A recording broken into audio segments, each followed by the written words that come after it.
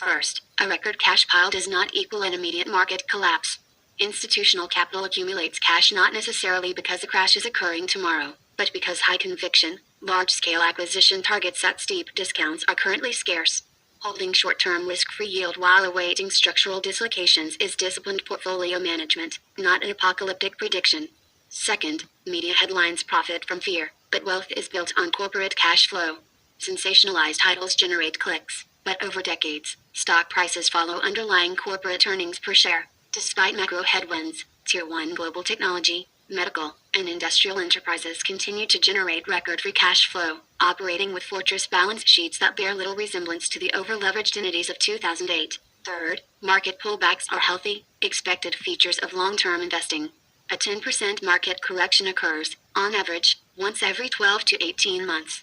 A 20% bear market occurs roughly once every 3.5 to 5 years. Experiencing a market pullback is not evidence of a broken systemic model. It is the price of admission for equities outperforming risk-free cash over multi-decade horizons. 4. Regional analysis: US, Europe, UK, and Japan. The macroeconomic picture is not uniform across the globe. Diversifying your understanding across regional markets reveals distinct opportunities and risks. Region primary structural drivers: valuation and market character. United States: high earnings growth, heavy AI capex, massive consumer base. High PE multiples, vulnerable to short-term valuation cuts. Europe and UK: value heavy, financials, energy, strict regulatory environment. Modest multiples, lower organic tech growth, solid dividend yield. Japan: Tokyo Stock Exchange reforms, inflation return, governance shift favoring shareholder returns. Unwinding carry trade dynamics, attractive long-term corporate balance sheets. United States: the U.S. remains the world's primary engine for corporate innovation and liquid capital.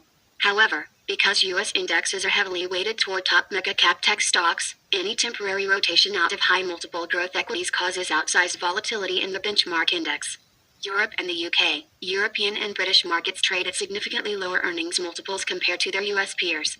While organic mega-cap tech exposure is limited, these markets offer established financial, industrial, and healthcare institutions yielding steady dividends.